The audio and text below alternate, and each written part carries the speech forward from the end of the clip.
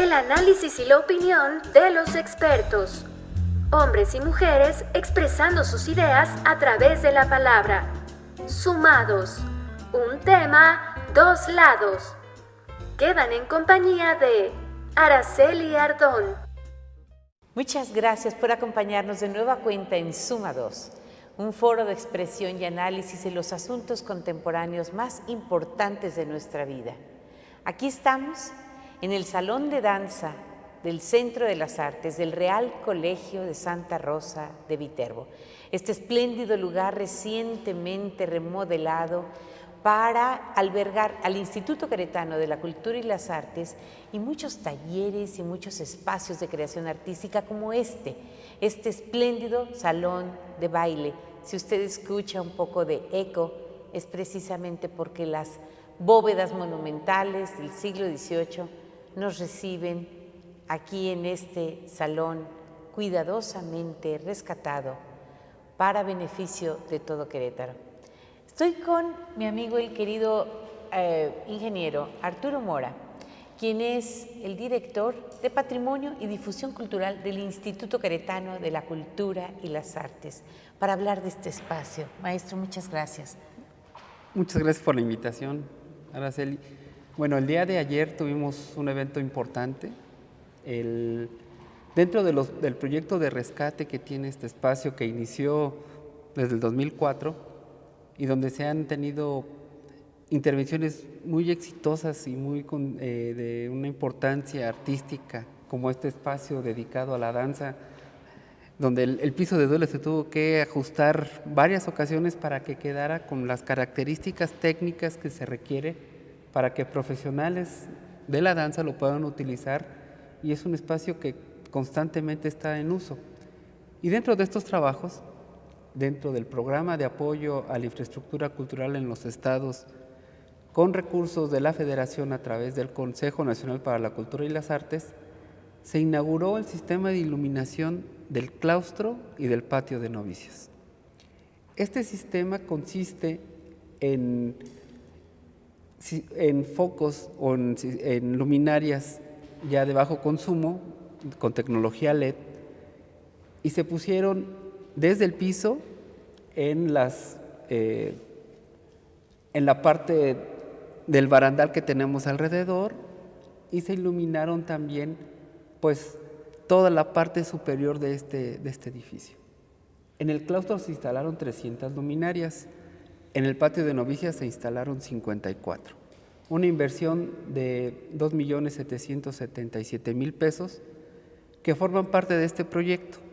No nada más es el sistema de iluminación, también tenemos en proceso lo que es el rescate de la pintura mural, del acceso principal y de las partes que comunican al patio de novicias. Estamos trabajando, digo que estamos porque me toca ver la parte de supervisión, cerca de 30 agentes haciendo ese rescate minucioso para volver a darle ese realce que este edificio debió de haber tenido cuando fue construido en el siglo XVIII. Por Ignacio Mariano de las Casas. Así es. Y verlo, tenemos ya una parte completa rescatada, que es la fachada de este hermoso conjunto, junto con el templo, pero ahora estamos rescatando la parte interior, que por lo que hemos visto y lo que tenemos, pues seguramente va a ser maravilloso encontrar esos tonos rojos sobre ese color crudo que tienen las paredes de este convento.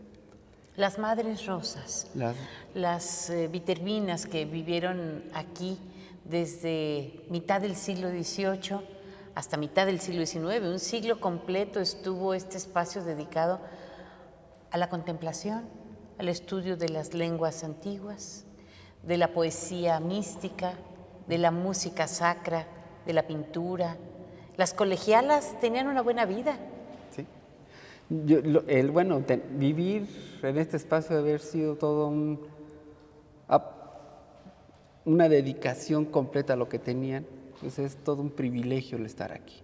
Y hay muchos nichos, muchos espacios de puertas y cornisas, paredes que han sido rescatadas en cuanto a la pintura mural, barroca, maravillosa, con tonos cálidos. Así es. Y todo ese rescate que se pretende, que se busca hacer, es para volver a dar la vida que tenía este espacio. Si nos imaginamos a las colegialas y a las monjas rosas, pues caminando sobre estos espacios y viendo, y seguramente muchas de ellas participaron en el decorado.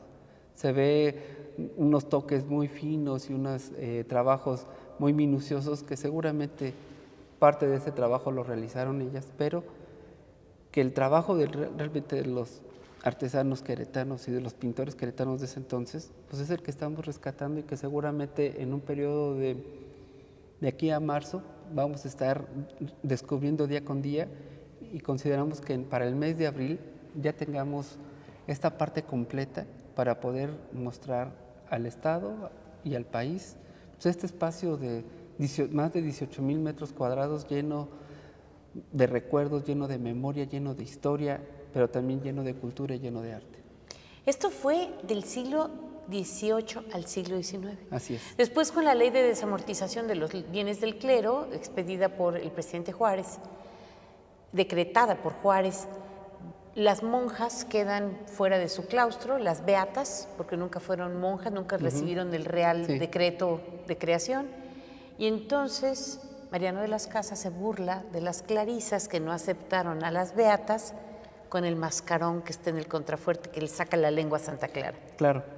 Y bueno, los que somos de aquí conocemos esa historia y esos mascarones diciéndonos cada vez que pasa que este edificio jamás de los jamases se va a derrumbar. Se va a derrumbar. Entonces, tampoco se va a derrumbar su estructura interior, la espiritualidad, el impulso con que fue creado el edificio por una serie de benefactores, entre ellos Juan Caballero Illosio, por ejemplo, que dejó un fondo para la creación de este tipo de colegios. Él estaba muy preocupado por la educación de las niñas.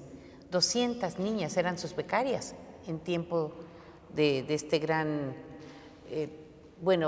humanista del siglo XVII. Después fue hospital un siglo. El gran Hospital General de Querétaro fue aquí. Sí. ¿Imaginas la vida de los cirujanos, las enfermeras? Hace poco volvimos a instalar la campana que cuando llegaba un enfermo se tocaba. Lo que sabemos es que si se tocaba una vez, venía una mujer para dar a luz ya en trabajo de parto. Si se tocaba 2 veces, venía un herido ya muy grave. Y si se tocaba 3 veces, pues ya la persona pues había muerto, había fallecido. Esa campana está en la parte inferior, frente a al lado del coro bajo, y esa campana es la original. Cuando fue la escuela secundaria número 1, esa campana todavía estaba en esa posición que está. Se fue a la secundaria y se llevó la campana. Sí, porque le servía para dar el toque. Así es, para dar el toque. Se hizo una réplica y se les dejó a la escuela esa réplica. Para la recibir la campana original. Para recibirla, porque ya efectivamente estaba el toque. Ya en estos días, por el tamaño que tiene la escuela, yo creo que el timbre es más que necesario, y la campana yo creo que la tienen ya para un asunto del recuerdo y un asunto de dejar la constancia de que estuvo ahí. Además, la ciudad que circundaba este edificio, que en gran parte eran campos de labor en el momento en que se construyó, era una ciudad silenciosa. Era una ciudad que no tenía el murmullo y la vertiginosa vida de colmena humana que hoy tenemos que enfrentar día con día. Sí. Un tránsito muy pesado y mucho ruido. Las monjas debieron haber vivido en silencio, sobre todo en sus horas de contemplación. Ve uno los pollitos alrededor de muchas de las ventanas y se imagina a la religiosa con su libro, con su misal, dedicada a la oración. Sí, bueno, cuando compran se da este terreno, pues era las afueras de la ciudad. Y efectivamente todo lo demás era campo de trabajo.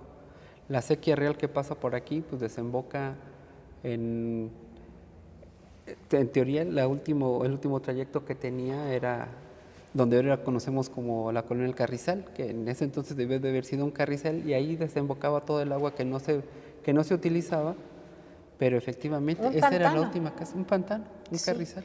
Y aquí, después de haber sido durante un siglo el Hospital General, que se desocupa cuando se construye el hospital que se encuentra en 5 de febrero, enfrente del Seguro Social. Sí. Cuando se muda el hospital para allá, se deja el espacio para la secundaria general. Y de allí al Instituto de Artes Gráficas, Instituto Tecnológico de Artes Gráficas, donde se aprendía a imprimir en 4 distintas especialidades, con el apoyo y subvención del gobierno de Italia en un inicio. Sí, y que pues cuando se rescata este edificio, uno de los principales asuntos que se tenía era la maquinaria que se trajo para los talleres, y que pues obviamente se metió y se hicieron algunas adecuaciones para poder ingresar esa maquinaria, armarla, y se hicieron algunas otras adecuaciones para poderla sacar y trasladar a los talleres que ahora tiene este Centro de Estudios Tecnológicos sobre Pie de la Cuesta. Es una situación, los usos que ha tenido, y que afortunadamente fue el último antes de que se considerara y se diera para un espacio de cultura. De tipo cultural. De tipo cultural. En esta bellísima edificación llena de historia, hay narraciones en cada esquina, en cada pasillo. Así es. Hay una zona muy cerca de donde nos encontramos, a donde llegaban las mujeres, y era una zona exclusiva para mujeres cuando fue hospital, ¿verdad? Y allí había también una subvención, un apoyo de los fondos que dejó doña Josefa Vergara para mujeres pobres, para viudas, para huérfanas y para prostitutas. Sí, y que todavía, queda el recuerdo que se quedó está el letrero de que ese era el espacio de mujeres. Pero también, como veo, para mujeres, la otra historia es que estaba también un espacio para los enfermos de lepra. Había un quirófano que me imagino pues su utilización como debió de haber sido, pero sí hay varios espacios dedicados para enfermos específicos y retirados un poco de lo que es el conjunto. Muchísimas gracias, maestro Arturo Mora. El ingeniero Mora, como les digo, es nuestro anfitrión aquí en el Instituto Queretano de la Cultura y las Artes. No dejen de venir a conocer este maravilloso lugar. Yo voy a una pequeña pausa, por favor, no se vayan.